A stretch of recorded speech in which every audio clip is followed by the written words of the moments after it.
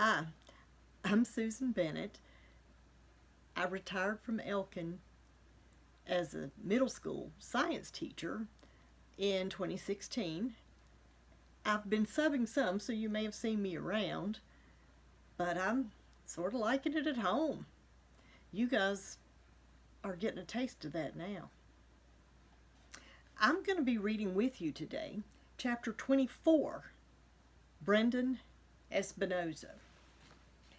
Kimberly's gone. I don't mean she's dead or anything drastic like that. She hasn't even moved away, just gone from my life. That time in the music room, when she cared enough to help me out of the tuba, when I was too slick with fire extinguisher foam to get any traction, I really believed that I was starting to make some progress with her, but it turns out that was wishful thinking. In the end, she was just hanging around to be close to Chase. Now that he's kicked out, she's stopped coming to meetings. From an artistic standpoint, that's probably a good thing. Now she's back supporting the football team since Chase is on it again. She even watches practice, sitting in the stands, her homework binder propped open on her lap. It makes me sad because that's the same thing she did at video club. These days, the closest I ever get to her is when we happen to pass in the hall, and she looks like she's trying to remember where she knows me from. You'd think all that would make me really jealous of Chase. And it does, sort of. But the truth is, I probably miss Chase even more than I miss Kimberly. Video Club is useless without him. We might as well change the name to Club, because the creativity level in that room is basically zero. The others notice it too. It's pretty obvious when Miss DeLeo asks who's got footage to screen, and nobody has squat. Even though our club is grinding to a halt, I have no sympathy for those guys. I can't get any of them even to consider the possibility that Chase might be innocent. Or maybe they're right and I'm the moron. Chase didn't hesitate to lie about what happened in the music room and blame everything on our electrical cables. Whatever he did or didn't do to Joel and One Man Band, he was just as bad as his Neanderthal pals in that way. But he was our friend. I refuse to believe he was faking that.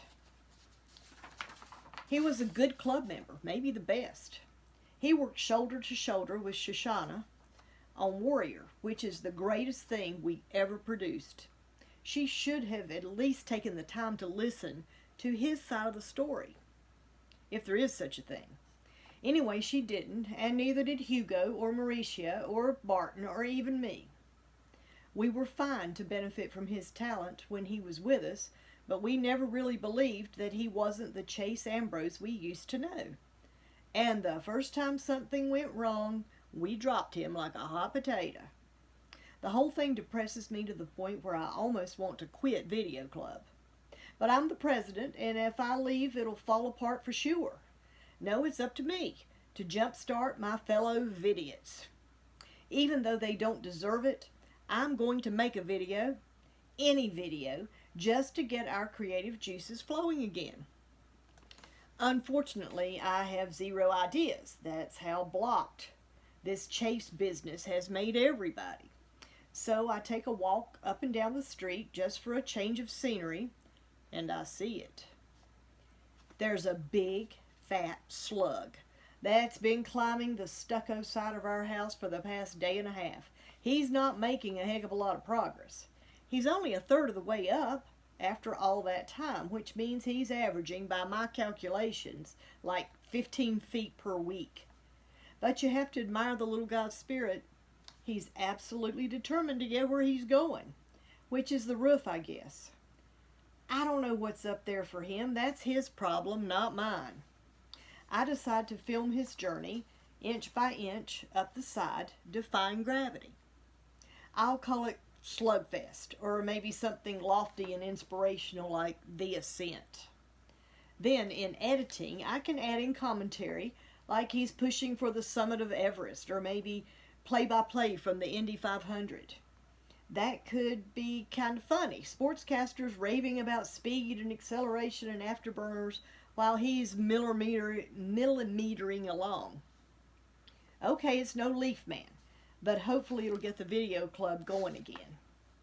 I take the flip cam out of my backpack. I always bring one home in case inspiration strikes. And mount it on my tripod. That way I can shoot hours of video without having to cool my heels watching nothing happening.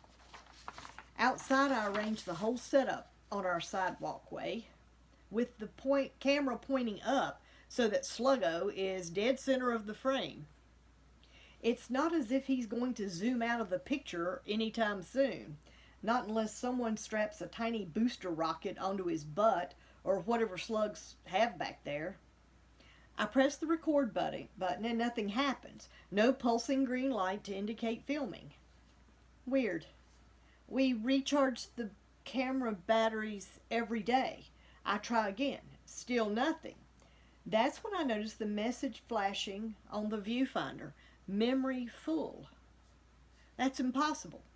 Club rules say you have to download your footage onto a computer or a memory stick so we can wipe the camera for the next user.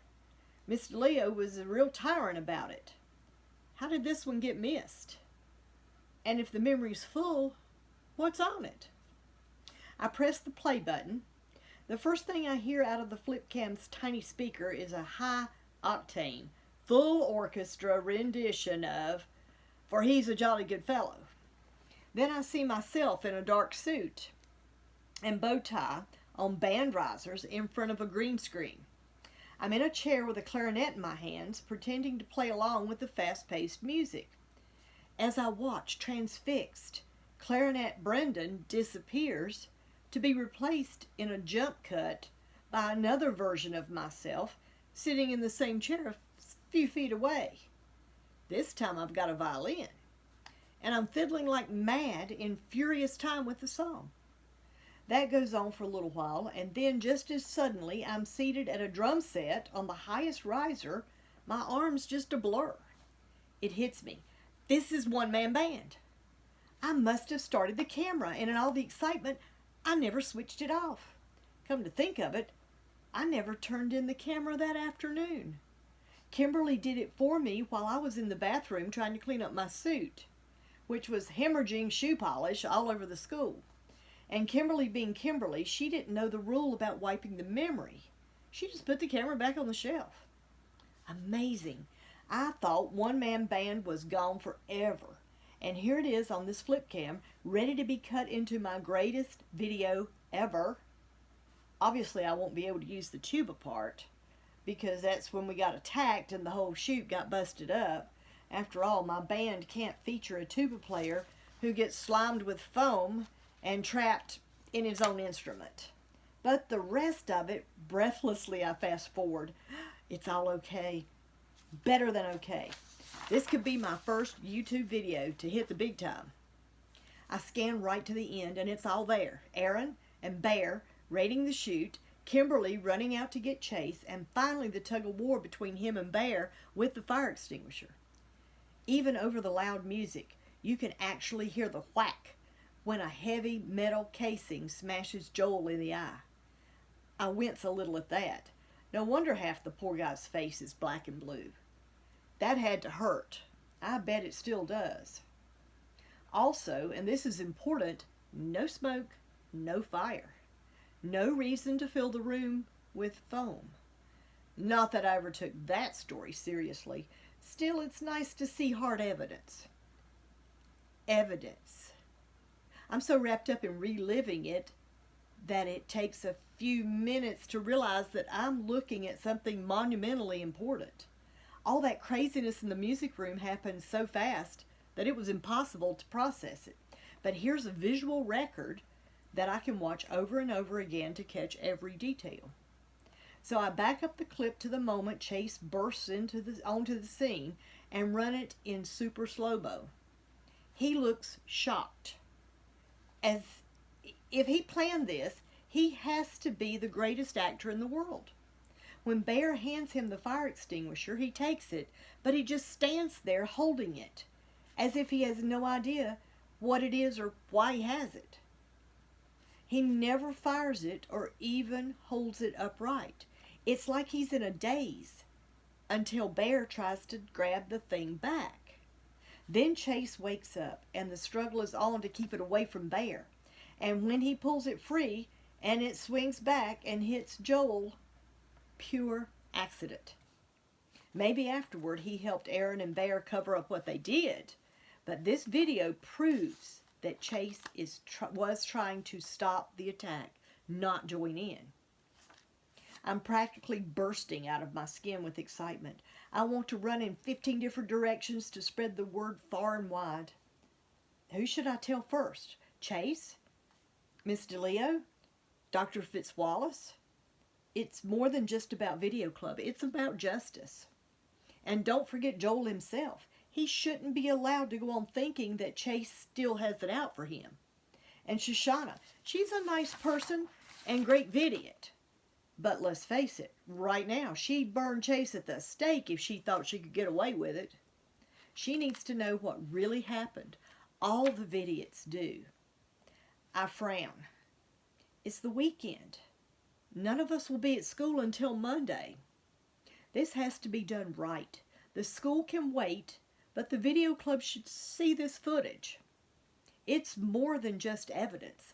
It'll be nothing less than a demonstration of the power of the moving image to change hearts and minds. Who better than the president of the video club to make it happen? I take out my phone and compose a text to Chase, Shoshana, and Joel. Urgent. Come to my house at 10 a.m. tomorrow. There's something important you have to see. P.S. I'm not trying to rope you into helping with another YouTube video. After some agonized soul searching, I sent the same text to Kimberly, but add a line that says, P.S. Chase is going to be there. Okay, I want to see her again. Sue me. Thank you for reading along with me. Have a good day. Bye-bye.